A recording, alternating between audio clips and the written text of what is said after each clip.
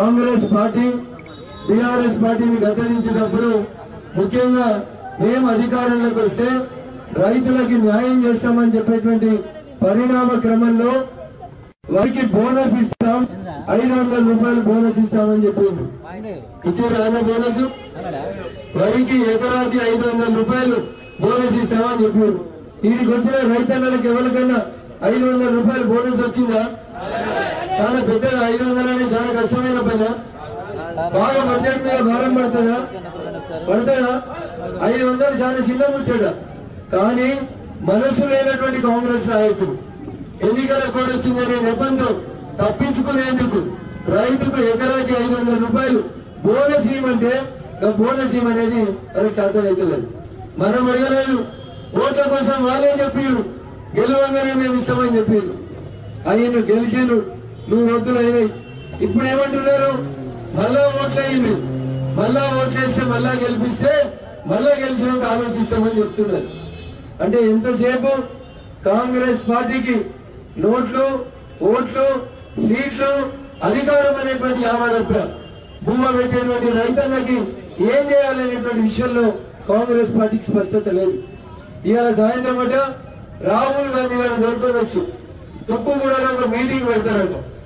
తెలంగాణ సమాజం చెప్పాలి, బిడ్డ తుక్కుగా దొరికి పంపిస్తాం, తుక్కుగూడలో మీటింగ్ పెడితే ఈ మాయ మాటలు నమ్మి మిమ్మల్ని అధికారంలోకి తెస్తే తుక్కుగూడ మా సెంటిమెంట్. ఎందుకంటే రాజశేఖర రెడ్డి చేవెళ్ళ సెంటిమెంట్ చెప్పినట్టు వీళ్ళు తుక్కుగూడ సెంటిమెంట్ చెప్పి ఇక్కడికే దేశానికి కాంగ్రెస్ పార్టీ ఏం చేస్తుందో చెప్తారట. మనం చెప్పాలి, గల్లీలో ఏం చేస్తామో చెప్పినావు, చెప్పి 120 రోజులు అయింది. గల్లీలో చేస్తామని ఏలే గాని ఢిల్లీలో ఏం చేస్తావు రాహుల్ గాంధీ అని అడిగాలో గల్లీలో చేస్తా అని అదే రాహుల్ గాంధీ గారితో వ్యవసాయదారులకి ఇప్పుడు రైతు బంధు కింద వాళ్ళకి 10,000 రూపాయలు ఇస్తా ఉన్నాం. మేము పథకాన్ని పేరు మార్చి రైతు భరోసా చేస్తాం, దానికి 15,000 ఇస్తాను. ఇచ్చిరా 15,000? రైతు బంధుపై 10,000 వచ్చిందా? ఒక దగ్గర వచ్చిందా అని అడిగితే రేవంత్ రెడ్డి గారు ఏమంటారు? పోయినోడు 8 నెలలు వేసిండు, నన్ను 3 నెలలు వేయమంటారా? నాకు కూడా ఇంకా 5 నెలలు టైం ఉంది అంటాడు. పోయినోడు గడ్డి తిన్నాడనే, పోయినోడు సరిగా నడవలేదనే, పోయినోడు తప్పు చేసిండనే వాళ్ళందరికీ నేను తెచ్చుకుంది. పోయినోడు చేసిన తప్పే నువ్వు చేస్తావంటే మరి నిన్నే తెచ్చుకొని ఏం లాభం అనేది ఒకసారి అడగాలా వద్దా? ఒకసారి దయచేసి ఆలోచించాలి. ఊర్లలో కరెంటు కోతలు ఏర్పడుతున్నాయి, మా కూడలి వాగు ఎండిపోతున్నది. మల్లన్న సాగర్ లో నీళ్లున్నాయి కానీ కూడలి వాగులోకి నీళ్లు ఇవ్వండి. ఒక 10 రోజులు పంట పొలాలకి నీళ్లు వస్తే రైతన్న బాగుపడతాడంటే నీళ్లు ఇచ్చేందుకు మనసు వస్తలేదు. కానీ టీఆర్ఎస్ నాయకులు మాత్రం ట్రాక్టర్ల ఇసుక దండిగా కొట్టేటువంటి కార్యక్రమం వాగన్నగానే మొదలుపెట్టి నడిపిస్తా ఉన్నారు. ఎవరో పని వాళ్ళు చేసుకుంటూనే ఉన్నారు. అధికారం ఉన్నప్పుడు ఒక రకంగా, అధికారం కోల్పోయినప్పుడు ఇంకొక రకంగా. కౌలు రైతుల గురించి చాలా మాటలు చెప్పి రేవంత్ రెడ్డి గారు, తెలంగాణలో కౌలు రైతుల్ని టీఆర్ఎస్ పట్టించుకుంటలేదు, గుర్తించలేదు. కానీ మమ్మల్ని తీసుకురండి, మేము అధికారంలోకి వస్తే కౌలు రైతులకు కూడా 12,000 రూపాయలు పంటకి ఇస్తామని చెప్పిండ్రు రేవంత్ రెడ్డి గారు. 500 పోయింది, 15,000 పోయింది, 12,000 పోయినాయి. ఇంకా ఏమిస్తామన్నారు? వరి నష్టపోయిన రైతులుంటే ఎకరానికి 25,000 రూపాయలు ఇస్తామని చెప్పారు. అన్న ఇచ్చిన ఎవరికైనా వచ్చిన 25,000, ఎవరికైనా వచ్చిన 25,000. ఇంకో మాట చెప్పిండు రేవంత్ రెడ్డి, మీరు ఇంకొక నెల ఆగురు. కొంతమంది తొందర పడుతున్నారు, బ్యాంకులకు 1,00,000 రూపాయలు లోన్ ఉంటే జల్దీ కడుతున్నారు. కట్టకుండ్రి, నేను మాట ఇస్తున్నా, ఒక నెల ఆగుండ్రి. నవంబర్ లో కడితే మీకు 1,00,000 రూపాయల లోన్ మాఫీ అవుతుంది. డిసెంబర్ దాకా ఆగితే మీకు 2 లక్షలు రైతు రుణమాఫీ చేస్తాను అన్నాడా లేదా? నమ్మిన ఆడం వస్తే అవుతాయి. ఆయన ఇప్పుడు ఏమంటున్నాడు? నేను డిసెంబర్ లో అని చెప్పినా కానీ డిసెంబర్ 23 అని చెప్పినా అసలు ఏమంటున్నాయి మీరు? ఒక్కసారి పేపర్ వాళ్ళు అడుగుంది. నేను ఎక్కడైనా డిసెంబర్ 23 అని చెప్పినా?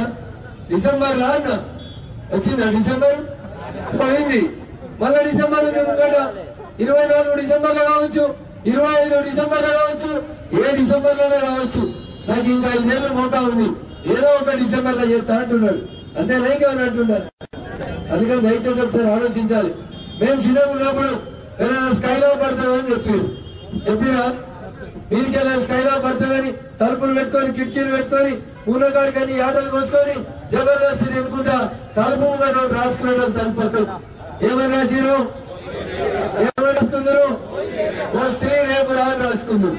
ఇప్పుడు రేవంత్ రెడ్డి గారిని రైతులకు ఇచ్చేటువంటి 2 లక్షలు మాఫీ అయితే ఎప్పుడైతే అంటే వచ్చే డిసెంబర్ లో అయితే అని చెప్తాడు ఆయన. నేను డిసెంబర్ లో చేస్తా అన్నా, ఎందుకు అన్నారు? ఇప్పుడు ఏమన్నారు, ఏం కదా ఇది ఏప్రిల్ లో లేదా మరో డిసెంబర్ దాకా ఆగురి. ఒక మళ్ళా డిసెంబర్ లో ఎవరైనా అడిగారు అనుకోండి, ఇప్పుడు ఏమైనా ఎలక్షన్లు ఉన్నాయా? ఆగురి 25 26 చూద్దామంటారు. అందుకని దయచేసి కాంగ్రెస్ అంటేనే మోసం, మాట ఇవ్వడం, మాట తప్పడం కాంగ్రెస్ కి కొత్త కాదు. 2001 నుంచి 2004 ఎలక్షన్ల దాకా కరీంనగర్ దాకా వచ్చి సోనియమ్మ చెప్పింది ఏమని, మీ మనసులో ఏముందో నాకు ఎరుకైంది, మమ్మల్ని గెలిపించి ఢిల్లీ పంపుని తెలంగాణ ఇస్తా అన్నది. ఆమె మనసులో ఏముందో మనకు అర్థం కాలేదు, ఎందుకంటే ఆమె తెలుగులో చెప్పలే, హిందీలో చెప్పింది. మనం అనుకున్నాం మన మనసులో తెలంగాణ కావాలి, 2004లో గెలిస్తే తెలంగాణ ఇస్తుందేమో సోనియమ్మ అనుకున్నాం. ఆమెకి ఇంకోటి అర్థమైంది, ఆమె ఢిల్లీకి పోయింది, గద్దెనెక్కింది. తెలంగాణ ఏమంటే సేమ్ రేవంత్ రెడ్డి లెక్కనే, మీ మనసులో ఏముందో నాకు ఎరుకైందని 2004లో చెప్పి 2014 దాకా దాదాపు 1400 మంది పిల్లల్ని చంపినటువంటి ఘనత కాంగ్రెస్ పార్టీది. ఇవాళ మళ్ళా కాంగ్రెస్ పార్టీ తెలంగాణ ఇచ్చిందని ముచ్చట చెప్పేటువంటి పరిస్థితి వచ్చింది. అందుకని దయచేసి ఆలోచించారు, ఇది కాంగ్రెస్ పార్టీ చరిత్ర. అవ్వ పువ్వ ఉడికిందో లేదో చెప్పమంటే పిసికి చూడదు, 2 మెతుకులు చూస్తే తెలుస్తుంది. 4 నెలలు చూసినాం, గుంపు మేస్త్రి పాలన ఎట్లుందో తెలిసిందా? కింద మేస్త్రీలు గరెంట్ పెడతలేరు, కింద మేస్త్రీలు పునాది నింపుతలేరు, కింద మేస్త్రీలు సిమెంట్ లో ఇసుక నిలబల్లో కలుపుతలేరు. కాబట్టి పునాది నిలబడతలేదు. పునాది నిలబడకుండా ఆయన పెద్ద పెద్ద బంగ్లా కడతా అంటే రేపు బంగ్లా నిలబడుతుందా? ఒకసారి ఆలోచించురి. 2018 డిసెంబర్ లో చంద్రశేఖరరావు 2సారి గెలిచినాక ఇటువంటి ముచ్చట్లే చెప్పిండు. ఏమన్నారు? సారు కారు 16 ఢిల్లీలో సర్కార్ అన్నాడు. అన్నారా? సార్ రాలే, కారు రాలే, 16 రాలే, ఢిల్లీలో సర్కార్ రాలే. ఎక్కువ మాట్లాడినందుకు కేసీఆర్ ని 3 ఏళ్లు భరించి ఇంటికి పంపినమా? రేవంత్ రెడ్డి ఇంకో ఆకు ఎక్కువ చదివాడు కేసీఆర్ కంటే. ఏమంటున్నాడు? ఇప్పుడు నేను ఇచ్చిన 6 గ్యారంటీలు మీకు పక్కా రావాలంటే తెలంగాణలో 17కు 17 మాకు ఇయ్యింది. ఇస్తే ఢిల్లీలో పప్పు వస్తాడు. ఢిల్లీలో పప్పు వస్తే మేము అప్పు తెచ్చుకొని ఇస్తాము అని చెప్తున్నారు. ఢిల్లీలో పప్పు వస్తాడా? ఢిల్లీలో రాహుల్ గాంధీ వస్తాడా? ఇది రేవంత్ రెడ్డి కూడా ఎరిగి ఏంటి పప్పు రాయాలి. కానీ ఇప్పుడు ఆయన ఎట్లున్నాడు? కాంగ్రెస్ లో ఉన్నాడు. మరి మైక్ పెట్టుకొని పప్పు రాడని చెప్తాడా? పప్పు వస్తుందనే చెప్తాడు. కానీ పప్పు రాదని రఘునందన్ రావు చెప్తలేడు. కాశ్మీర్ నుంచి కన్యాకుమారి దాకా ETV, RTV, Mee TV, NTV, TV5, 10 TV, TV9 అన్ని టీవీ చెప్తున్నాయి. ఏమని? ఈ దేశానికి 3వసారి ప్రధానమంత్రి ఎవరు? మళ్ళా కాంగ్రెస్ కి ఏమవుతుంది? భవిష్యత్తుకు బెల్లం వస్తుంది. ఏమవుతుంది? వెనకాల ఉన్నాయని అనుకుంటాడు, ముంగటైన భవిష్యత్తుకి బెల్లం ఉంది, నాకు దొరుకుతానేమో అనుకుంటాడు. అది నడిచిన దొరకదు, వెనుక చూసిన ఆయనకు దొరకదు. ఇక ఇది రేవంత్ రెడ్డి తరీక. పుట్టికి మీటింగ్ పెట్టి తుక్కు కూడా చెప్తామంటాడు. మనం చెప్పాలి, తుక్కు కూడా అయిపోయింది. ఒక్కసారి నమ్మినాం, ఒక్కసారి మోసపోయినాం. తెలంగాణలో నిన్న అధికారంలోకి తెచ్చుకున్నాం. ఎందుకు తెచ్చుకున్నామని ఇలా తెలంగాణ సమాజం బాధపడేటువంటి పరిస్థితి వచ్చింది. అందుకని దయచేసి ఇక్కడికి వచ్చినటువంటి మిత్రులు, బయట నుండి ఈ స్పీచ్ గమనిస్తున్నటువంటి రైతాంగాలు దయచేసి ఒక మాట ఆలోచించాలి. వచ్చేది మోడీ గారి సర్కారే, వచ్చేది నరేంద్ర మోడీ గారి సర్కారే. ఈ దేశ ప్రజల్ని, రైతుల్ని కాపాడేది కూడా మోడీ గారి సర్కారే తప్ప ఇంకొకటి కాదు. మాకు మందు వచ్చుడు చాలా రాకపోవచ్చు, మా దగ్గర 100 కోట్లు లేకపోవచ్చు, మీటింగులు పెట్టి బెదిరించుడు రాకపోవచ్చు.